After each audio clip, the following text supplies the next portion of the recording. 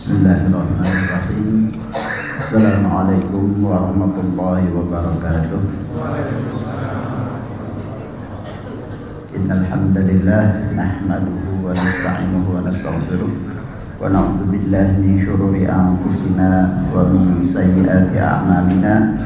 May yahdihillahu fala mudilla lahu wa may yudlilhu fala hadiyalah.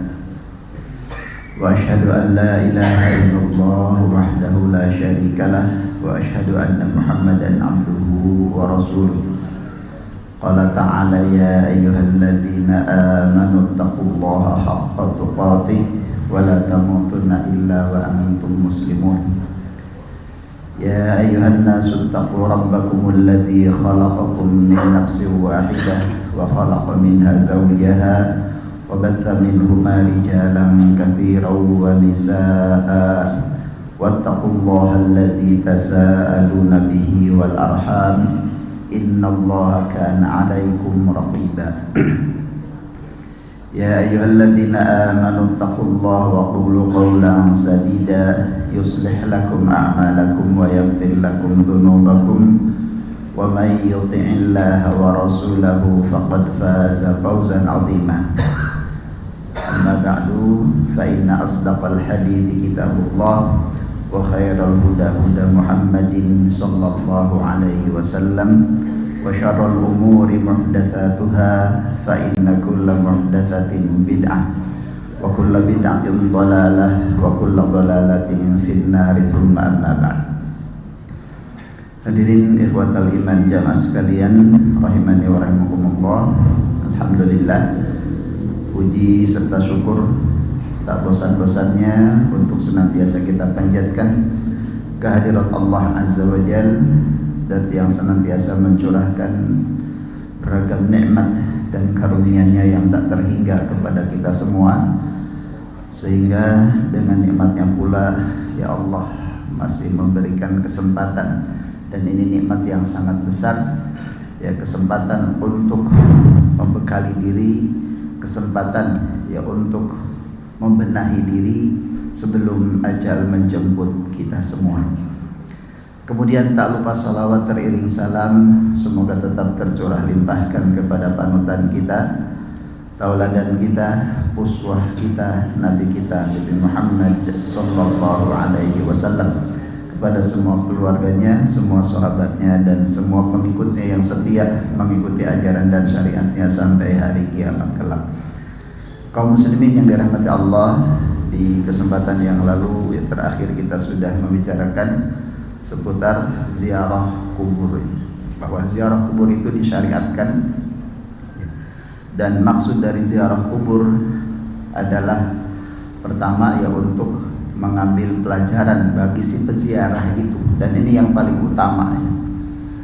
Mengambil pelajaran bahwa dia pun dia akan seperti orang-orang yang dia ziarahi, yang sudah mendahulinya, yang sudah berada di alam barzakh terlebih dahulu, dan dia pun akan menyusul. Nah, ini yang harus ditanamkan, yang harus diambil pelajaran oleh setiap orang yang berziarah ke kuburan. Kemudian yang kedua, mendoakan mereka, bukan justru malah meminta kepada mereka, bukan mohon kepada mereka, jadi memberi kepada mereka.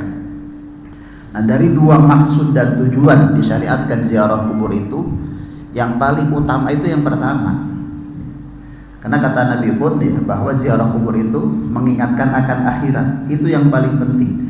Karena kalau doa untuk orang-orang yang sudah meninggal bisa kapanpun dan dimanapun, tidak harus ketika sedang ziarah ya, sedang di rumah pun bisa. Tapi untuk mengambil pelajaran bagi si peziarah itu, maka ya dengan ziarah kubur. Jadi ini yang paling inti, yang paling utama di saat seseorang ziarah kubur. Kemudian juga bahwa di dalam ziarah kubur juga ya adab-adab ya, ada adab-adab yang perlu diperhatikan ya. Pertama, ketika masuk kuburan mengucapkan salam ya.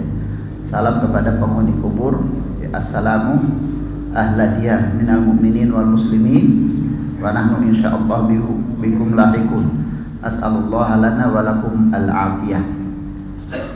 Kemudian juga ya ketika ziarah kubur maka disunnahkan untuk membuka alas kaki. Jadi tidak pakai alas kaki kecuali kalau jalannya membahayakan, penuh duri misalnya, maka tidak mengapa. Tapi sebaiknya ketika aman-aman saja maka dicopot, maka itu adalah sunnah. Karena Nabi pernah memerintahkan kepada orang yang memakai alas kaki, memakai sendal, untuk dicopot di saat dia jalan di kuburan.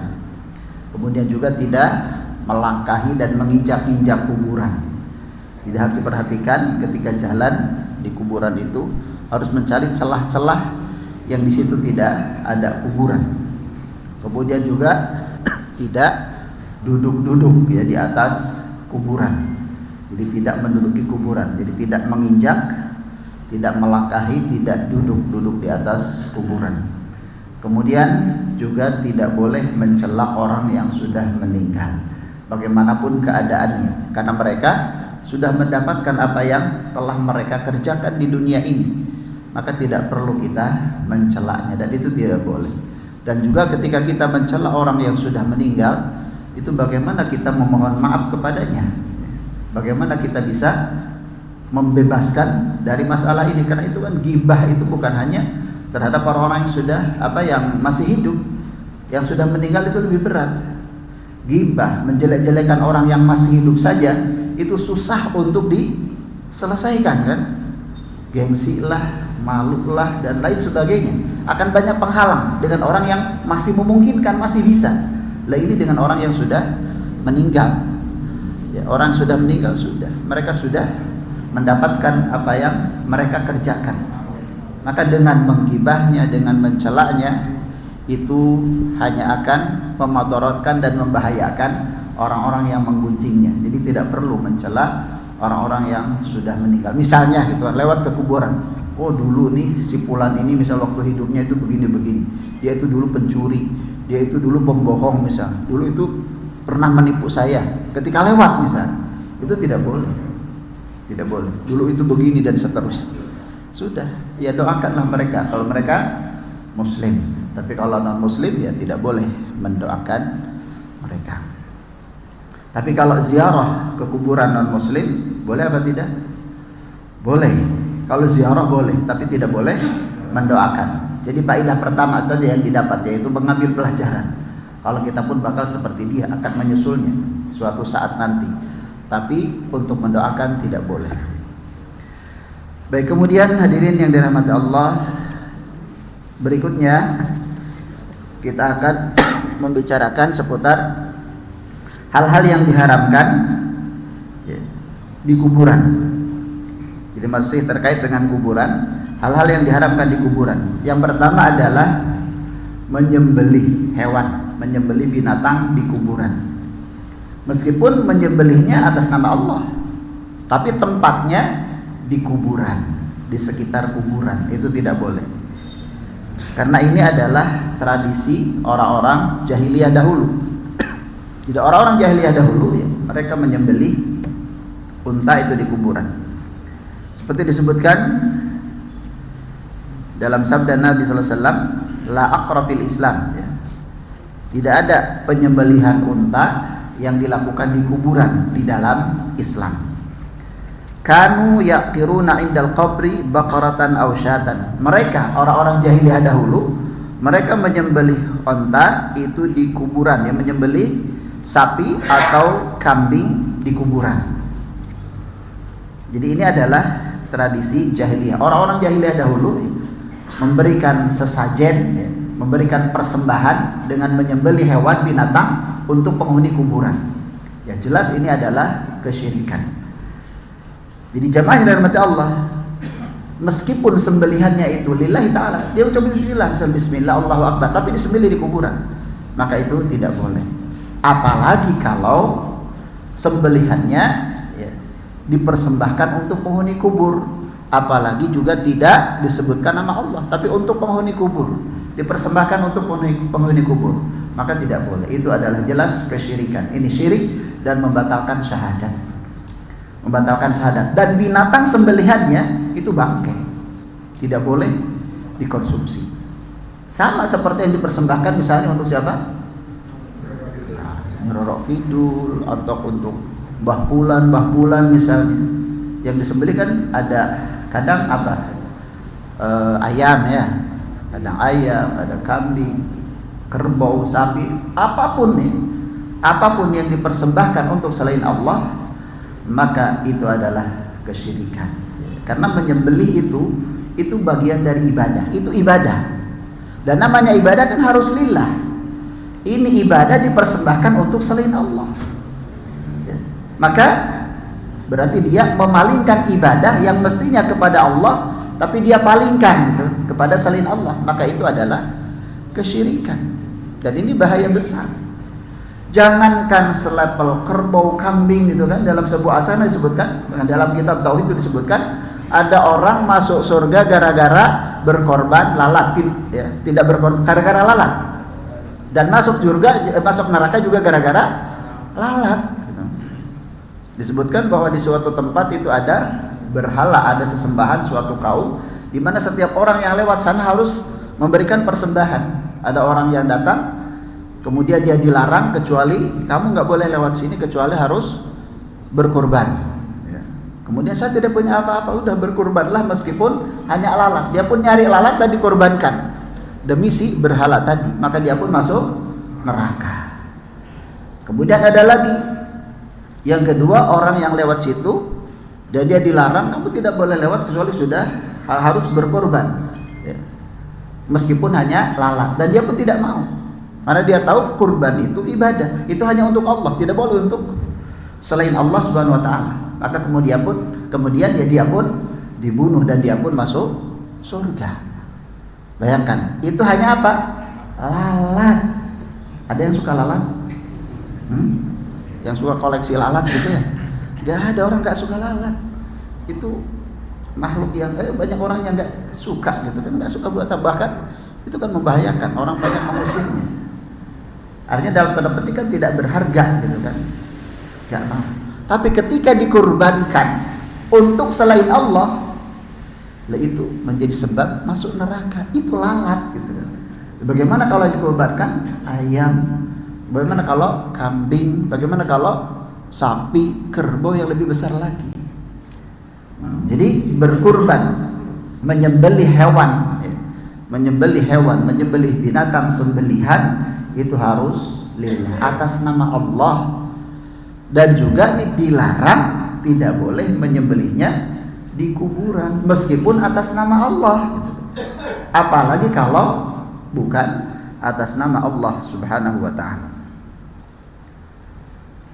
maka itu lebih berat lagi. Jadi semua sembelihan yang dipersembahkan untuk selain Allah, maka itu binatang ya, haram dan menjadi bangkai. Jadi tidak boleh dikonsumsi. Kata Allah Subhanahu wa taala, wala taqulu mimma lam yudhkar ismullahi alaihi wa innahu lafisq. Dan jangan kalian memakan binatang yang tidak disebutkan nama Allah padanya, karena itu adalah kefasikan. Ya, begitu pula yang binatang-binatang yang disembelih ya, meskipun di atas nama Allah, misalnya ketika nyembelihnya tapi dipersembahkan untuk selain Allah gitu. Dipersembahkan yaitu untuk makhluk-makhluk selain Allah Subhanahu wa taala ya, untuk makhluk, maka ini tidak boleh. Baik, kemudian hadirin rahmati Allah, di dalam hadis yang lain juga disebutkan Nabi SAW bersabda, la'anallahu man dzabaha li ghairillah ya. Allah melaknat orang yang menyembelih hewan sembelihan untuk selain Allah Subhanahu wa taala. Jadi Allah melaknat orang yang menyembelih hewan yang dipersembahkan untuk selain Allah. Biasanya kan kalau ayam misalnya, itu kan dipersembahkan untuk selain Allah. Apalagi ada syarat-syarat ya, hewannya harus ayam cemani yang serba hitam gitu kan. Itu kan dipersembahkan untuk siapa? Lillah, bukan untuk Allah kan, itu untuk jin biasanya gitu kan. Maka ini bahaya, ini kesyirikan. Ya, ada tradisi ini ya masih banyak orang yang mempraktekannya ya. Ini bahaya besar. Ini bukan hal yang kecil.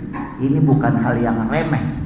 Ya, ini sudah menyentuh ranah akidah yang akan memporak-porandakan keimanan seseorang. Ya. Naudzubillah. Kemudian hadirin yang rahmati Allah, itu yang pertama ya. Jadi yang pertama dilarang di kuburan adalah menyembelih hewan meskipun atas nama Allah.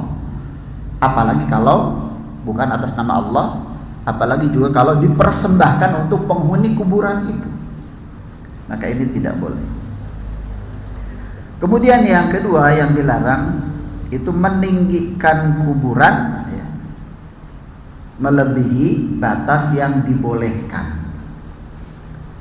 Jadi tidak boleh meninggikan kuburan. Yang diperkenankan dalam syariat itu sekitar 1 jengkal untuk menandakan bahwa itu kuburan.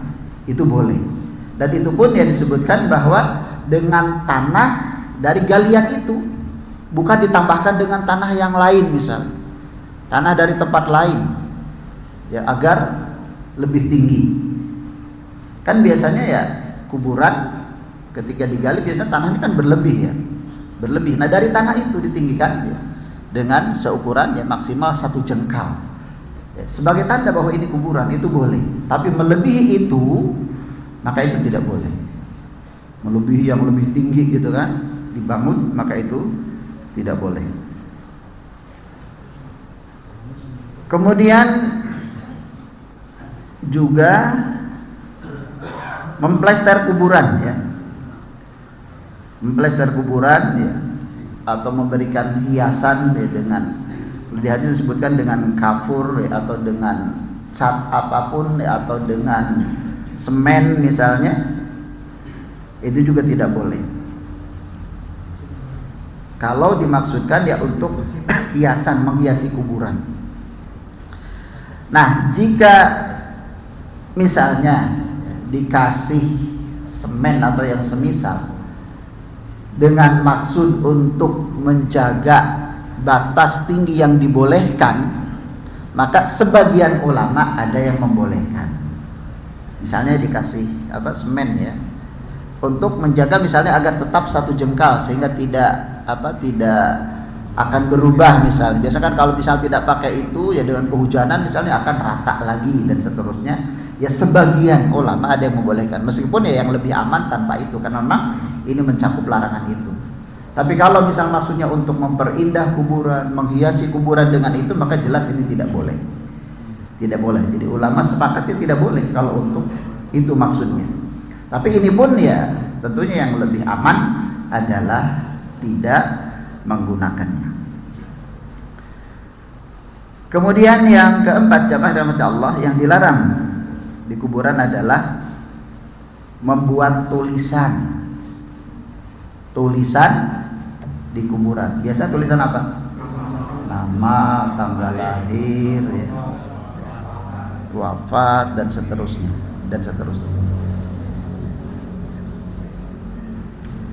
Ini disebutkan dalam hadis Nabi SAW, diantaranya hadisnya adalah hadis Jabir radhiyallahu anhu. Nabi SAW bersabda, Jabir berkata, naha Rasulullah SAW an yujassas al-qabru wa an yuq'ada alaih wa an yubna alaih au yuzadu alaih au yuktaba alaih.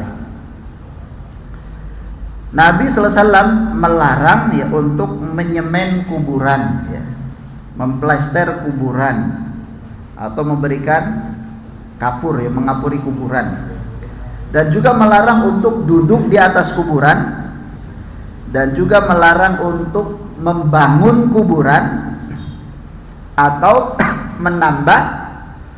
menambah kuburan itu dengan hal lain atau menulis di atasnya. Nah ini hadirin rahmat Allah, jadi tidak boleh ya, termasuk apa? Ya menulis itu. Ini secara umum seperti itu. Namun demikian, sebagian ulama ada yang membolehkan jika misalnya tidak bisa ditandai hanya dengan batu. Karena kan Nabi SAW ketika wafat Utsman ibn Maz'un, beliau meletakkan batu di kuburan itu, dan beliau mengatakan ini adalah tanda bahwa ini kuburan saudaraku. Di saat Utsman ibn Maz'un wafat, beliau meletakkan kuburan. Nah, sebagian ulama ada yang menganalogikan ya, tulisan itu dengan batu. Seperti apa? Kalau misalnya sekarang, misalnya hanya diletakkan batu dengan banyaknya kuburan, kita tidak akan bisa membedakan. Misalnya dengan banyaknya kuburan banyak, maka sebagian ulama ada yang membolehkan sebatas untuk menandai saja. Jadi tidak perlu ada tulisan-tulisan yang macam-macam, apalagi dengan pujian-pujian Syumaid gini-gini misalnya. Yaitu adalah kebiasaan orang-orang jahiliyah dahulu. Jadi tidak boleh. Tapi kalau misalnya bisa ditandai dengan dengan batu, cukup diletakkan batu, maka itu yang dilakukan oleh Nabi sallallahu alaihi wasallam. Tanpa perlu ada yang lain. Tanpa dibutuhkan, ya, maka itu tidak masalah. Apalagi kalau maksudnya adalah hiasan, menghiasi kuburan agar indah gitu kan. Sekarang ini kuburan, masya Allah ya, kuburan itu seperti taman gitu kan. Mestinya orang ngambil pelajaran di sana, ya, agar orang misalnya bisa mengingat akhirat. Ini malah bersenang-senang karena jadi taman gitu, jadi tempat rekreasi gitu kan. Kuburan itu sering dikunjungi karena sebagai tempat rekreasi di sana. Ya, tujuan kuburan itu bukan untuk itu. Ziarah kuburan bukan untuk bersenang-senang gitu kan. Bukan untuk menikmati misal suasana yang nyaman, tenang gitu. Bukan. Untuk mengambil pelajaran, untuk mengingat akhirat. Dan kalau tempatnya seperti itu, akhirnya hanya senang-senang, bukan untuk mengingat akhirat. Bahkan di sebagian pekuburan itu ya ada tulisan gitu kan, syarat yang dikubur di sini tidak boleh ini, tidak boleh ini, bagus gitu kan. Tidak boleh ini, tidak boleh ini. Sebagian dan itu ya luar biasa, itu bagus ya. Karena memang pada umumnya kan orang ya melakukan pelanggaran-pelanggaran ini. Jadi sekali lagi ya, untuk menuliskan nama, kalau misalnya tidak cukup gitu kan dengan tanda batu di situ atau yang sejenis ya, maka ya ada yang membolehkan untuk membedakan. Karena misalnya kalau semua sama dengan itu, sedangkan kuburan sudah banyak gitu kan, sudah banyak, kita bingung nih yang mana gitu kan, misalnya. Makanya untuk menandai agar dia berbeda, ada yang membolehkan. Meskipun ya itu, kalau masih bisa gitu kan tanpa itu, maka itu lebih baik. Kemudian yang berikutnya nih, yang kelima, yang dilarang adalah membangun kuburan ya. Membangun artinya dibangun jadi bangunan gitu kan. Dan itu banyak. Kuburan itu dikasih ya, tembok yang tinggi, kemudian ya jadi bangunan. Jadi bangunan. Jadi seperti rumah gitu kan. Ada atapnya ya, kasih atap dan seterusnya. Bahkan orang bisa bersantai di sana gitu kan. Padahal itu kuburan untuk mengambil pelajaran. Itu tidak boleh ya. Karena tadi juga di dalam hadis disebutkan wa an yubna alaih, tidak boleh dibangun. Justru sekarang orang banyak ya berlomba-lomba untuk membangun kuburan, menghiasi kuburan. Apalagi kalau kuburan-kuburan yang dianggap keramat, ya sudah. Di kuburan di situ suasana seperti bukan kuburan gitu ya. Pakai hiasan, oh masya Allah ya. Lebih indah gitu kan. Baik, kemudian yang keenam ya, duduk di atasnya. Ini sudah disinggung pada kesempatan yang lalu ya. Duduk di atas kuburan, ini jelas ini tidak boleh, termasuk yang tidak boleh. Dan orang ya terbakar gitu kan pakaiannya sampai menembus ke kulitnya, itu lebih baik ya ketimbang harus duduk di atas kuburan. Ya, maka ini perlu diperhatikan ya, terkhusus ketika ziarah kubur atau ketika ada yang meninggal kan, ketika seseorang mengantar jenazah ke kuburan. Baik, kemudian jamaah rahmati Allah, yang berikutnya, yang ketujuh yang dilarang adalah sholat menghadap ke kuburan. Sholat menghadap ke kuburan. Artinya sholat di sini sholat yang biasa, yang ada ruku dan sujudnya, baik sholat fardu ataupun sholat sunnah, tidak boleh. Tapi kalau sholat jenazah, sholat gaib, orang yang belum sempat sholat ketika jenazah belum dikuburkan misalnya, maka boleh sholat di atas kuburan, sholat jenazah. Karena jenazah kan rukunya berapa kali? Sujudnya? Gak ada ruku, gak ada sujud. Gak ada ruku dan gak ada sujud. Itu boleh kalau sholat jenazah. Tapi kalau sholat selain sholat jenazah tidak boleh. Di sholat menghadap ke kuburan. Sholat yang ada ruku dan sujudnya, di depannya kuburan.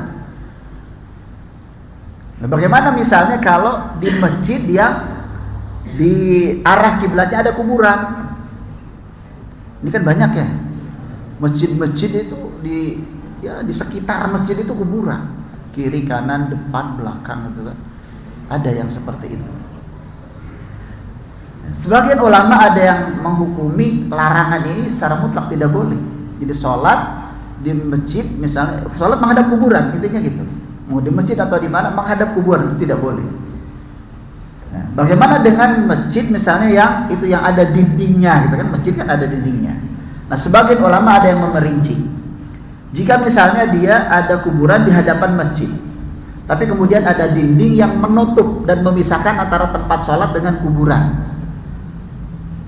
Sebagian ulama ada yang membolehkan selama kuburan itu tidak terlihat, jadi dindingnya menutup.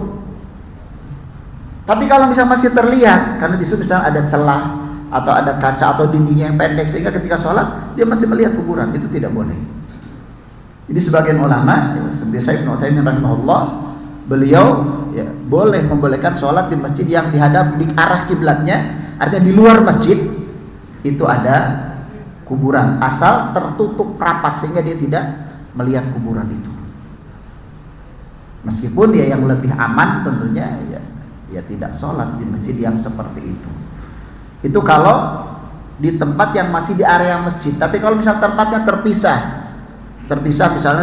oleh jalan atau oleh rumah sehingga di seberangnya misalnya ada kuburan, itu tempat terpisah nggak apa-apa, nggak apa-apa, karena itu terpisah, tidak menjadi satu area. Jadi yang diperselisihkan para ulama kalau masih di area masjid, di sekitaran masjid, jadi di depannya, maka itu tidak boleh. Karena Nabi SAW bersabda, la tajlisu 'alal qubur walau tusallu ilaiha. Kata Nabi SAW, jangan engkau duduk-duduk di atas kuburan dan jangan sholat menghadap ke kuburan. Jadi larangan oleh Nabi. Dilarang oleh Nabi SAW untuk sholat menghadap ke kuburan. Jadi kuburan berada di arah kiblat. Itu tidak boleh. Kemudian yang ke-8, sholat di kuburan. Apa bedanya ini? Tadi sholat menghadap ke kuburan, ini sholat di kuburan. Sholat di kuburan, artinya di area kuburan. Sholat di kuburan. Kalau tadi menghadap ke kuburan, sholatnya di masjid misalnya, tapi menghadap ke kuburan, itu kan bisa seperti itu. Kalau ini sholat ya memang di kuburan, di area kuburan, itu tidak boleh. Karena Nabi SAW bersabda, al-ardu kulluha masjidun ilal maqbarah wal hammam. Tanah ini semuanya adalah masjid, artinya bisa dijadikan untuk sholat, kecuali kuburan dan WC.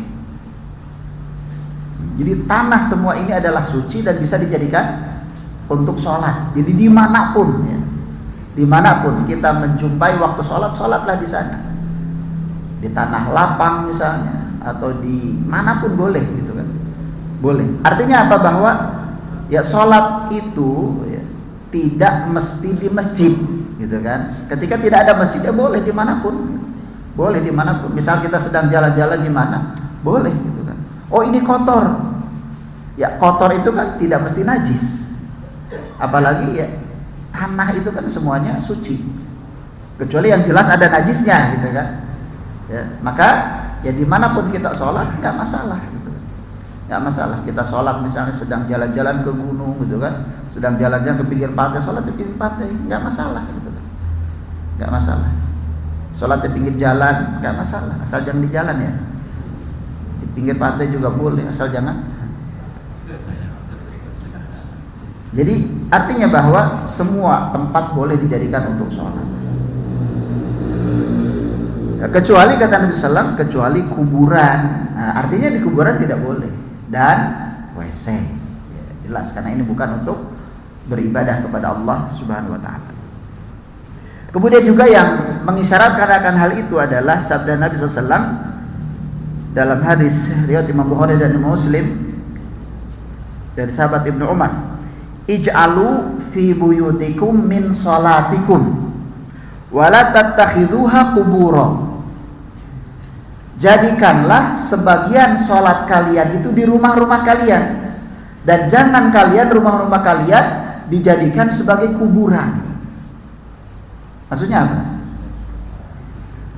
Jadi jadikanlah rumah kalian itu tempat sholat kalian, ya, tempat sholat kalian, dan jangan dijadikan rumah itu sebagai kuburan.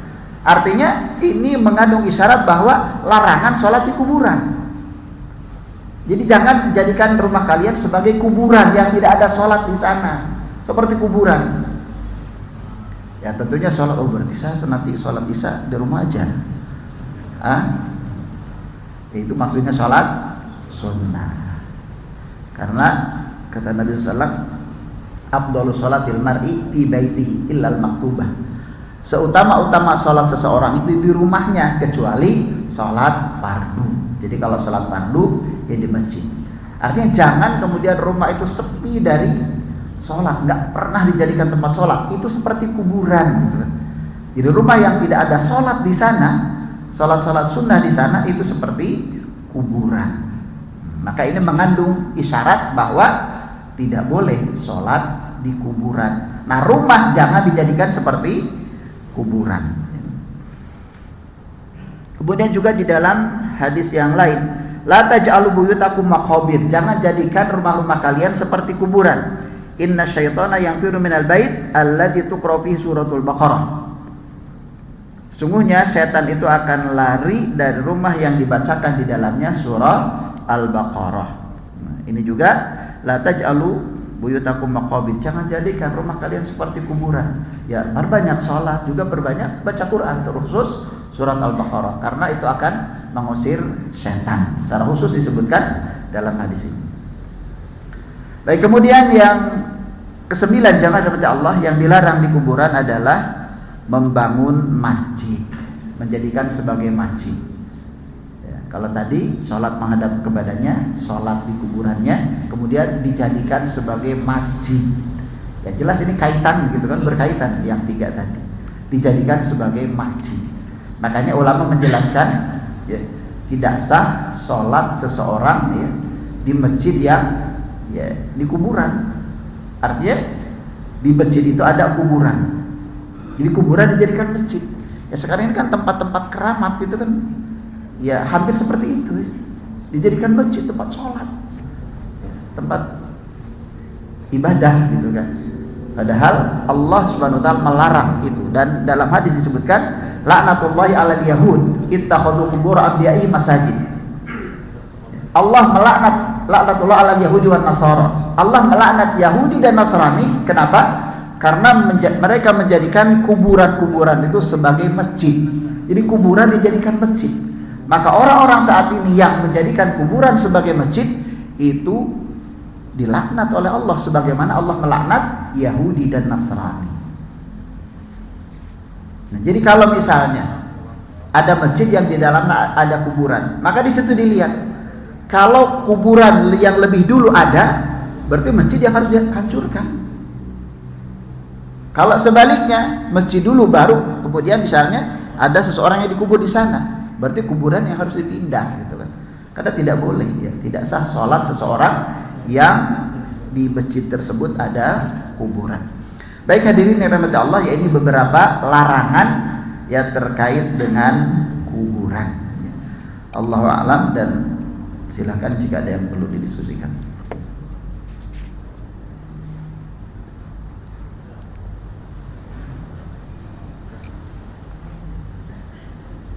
Monggo, tidak ada.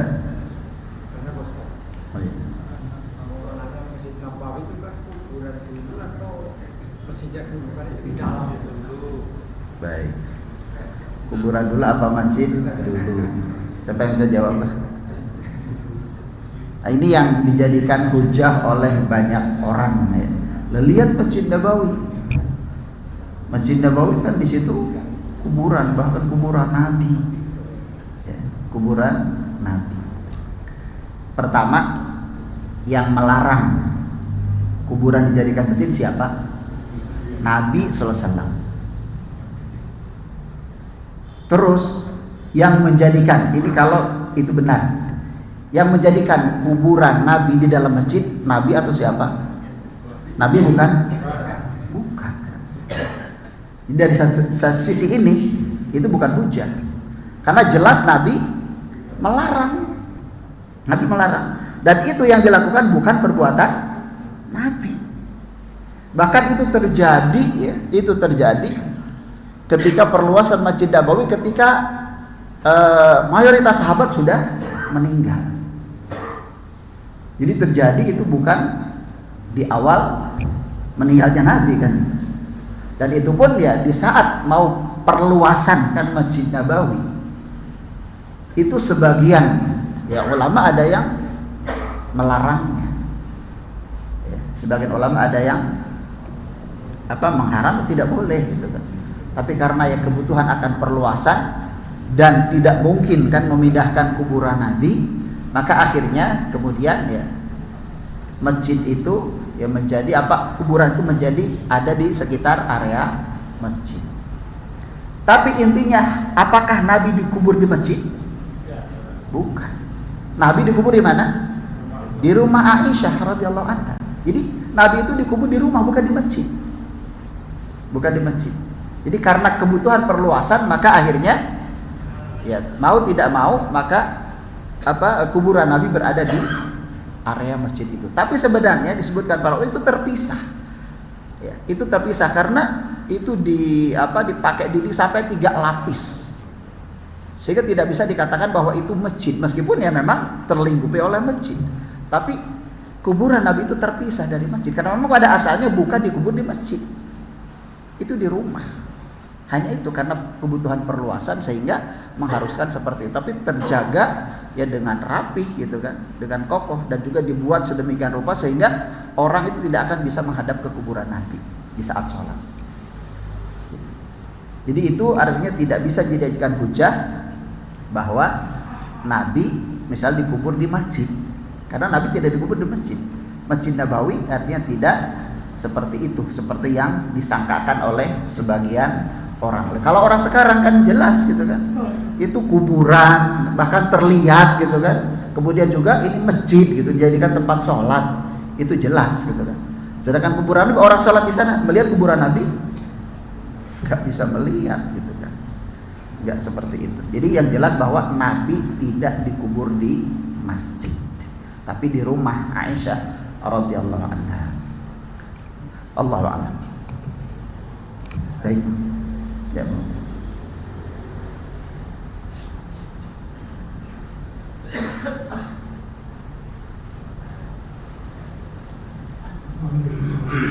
Waalaikumsalam. Itu yang ada delapan larangan dari kalau mereka melanggar namanya seperti larangan-larangan tadi yang ada delapan. Iya. Kalau seperti misalnya membersih sampai ke makam, itu pakai sandal itu juga sampai ke gitu. Nah, kedua sekarang juga banyak orang yang sudah meninggal dan tidak kosong tempat itu dikasih usaha itu boleh apa? Iya. Baik.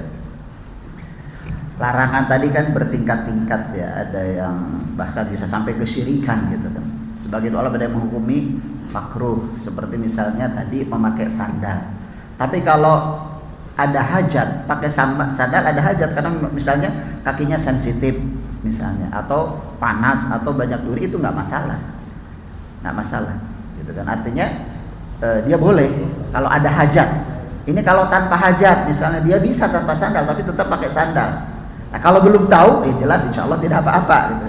Tapi kalau sudah tahu misalnya, dia bisa, sebenarnya dia bisa tapi ya dia tetap pakai sandal. Ya kalau maksudnya ini Niatnya, kalau niatnya untuk menentang larangan Nabi ya jelas ini berbahaya gitu kan. Lah ngapain misalnya, mending pakai sendal. Atau lah repot misal, padahal dia bisa mencopot sendalnya. Nah, atau misalnya orang lupa, kalau lupa ya berarti ketika ingat ya dia copot gitu kan. Kalau alasannya lupa. Jadi kalau lupa, kalau tidak tahu ya insya Allah nggak apa-apa.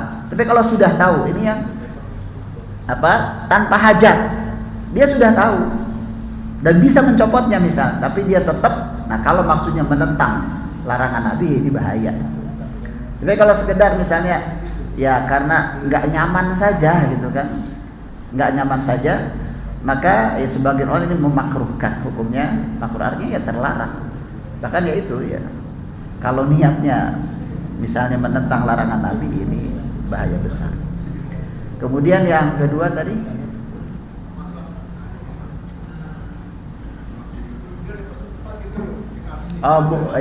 booking ya, booking tempat, coupling kuburan ya. Ya boleh saja, boleh saja. Tapi tidak menjadikan misalnya, kadang di dalam keluarga, misalnya ada seorang keluarga, misalnya ini kuburan keluarga, dia sudah mengkapling kuburan, sudah booking ini nanti tempat saya. Tiba-tiba misalnya ada saudaranya yang duluan meninggal, ditempatkan di situ, itu kadang jadi rame gitu kan, jadi rame. Dan sejatinya ya hal itu ya boleh saja, nggak masalah gitu kan. Tapi tidak menjadi sebuah keharusan, karena kan bisa jadi dia meninggal tidak di situ, bisa jadi di tempat lain, ya, bisa jadi di tempat yang lain misalnya. Tapi ya boleh saja, nggak masalah kalau tidak menimbulkan masalah gitu kan. Karena terkadang terjadi seperti itu, merasa sudah kapling duluan, kemudian didahului oleh saudaranya yang duluan meninggal.